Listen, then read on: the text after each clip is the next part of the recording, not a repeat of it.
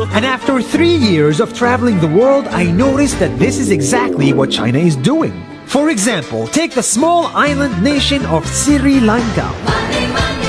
This developing country needs money and China has a lot of it. So Sri Lanka took billions of dollars in Chinese loans. It was easy money just there to be taken. And with that, they built skyscrapers, highways, airports, and shipping ports. The country grew and prospered.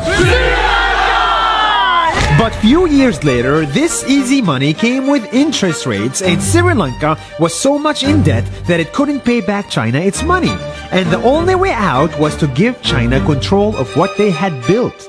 In other words, Sri Lanka lost a piece of its home to China because of debt.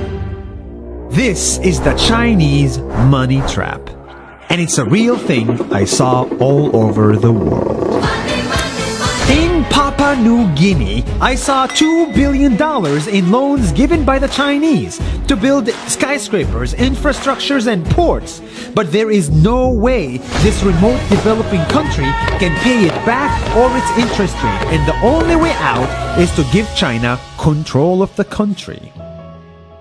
In the Maldives, Pakistan, Malaysia, Laos, Kazakhstan, Mongolia, Egypt, Kenya, and South Africa,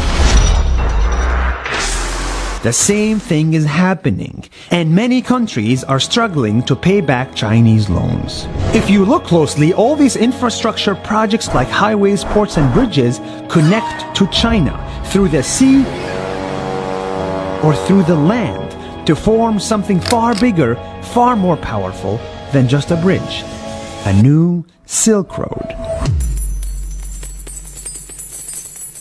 The world is already made by China, and I think slowly it will be owned by China.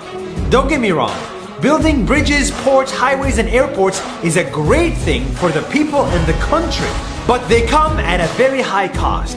And when these countries can't pay back the loans, these countries will lose their homes.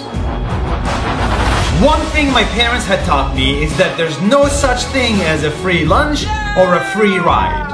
So if we're not careful with our money or other people's money, then we better start learning Chinese. 下周见。